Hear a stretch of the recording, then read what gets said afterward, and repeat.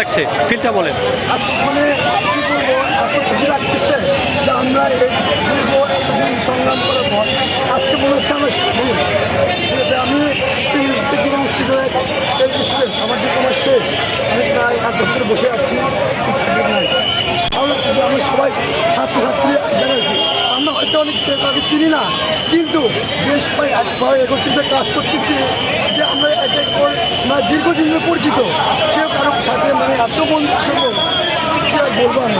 আমরা সবাই খুশি যে সবাই সবার পাশে আছি। ধন্যবাদ। আমরা পরিচয় দিবেন।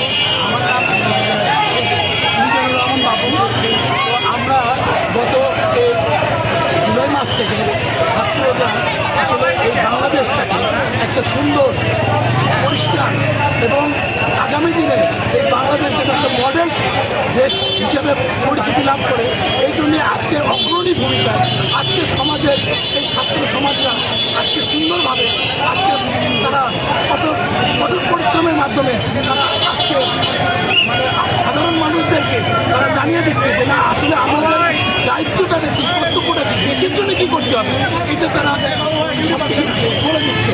এই কারণেই তারা আজকে ছাত্রদেরকে আমরা ধন্যবাদ না দিয়ে পারি না।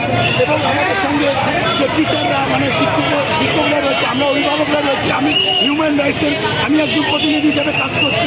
আমরা স্বতঃস্ফূর্তভাবে আমাদের একটাই চাওয়া পাওয়া, আমরা এই সুন্দর, আমরা যেন নির্বিঘ্নে আমরা যেন এই যে সুন্দরভাবে চলাফেরা করতে পারি এবং সবাই যেন আমাদের এই পরিবেশটাকে আরও সুন্দর করে, আমাদের সমাজটাকে সুন্দর করে কুলসিত মুক্ত করে আমরা যেন আগামী দিনে পথ চলা আমরা আরও বেগবান এবং সুন্দর করে আমরা চলতে পারি, এটাই আমার চাওয়া পাওয়া এবং প্রত্যাশা।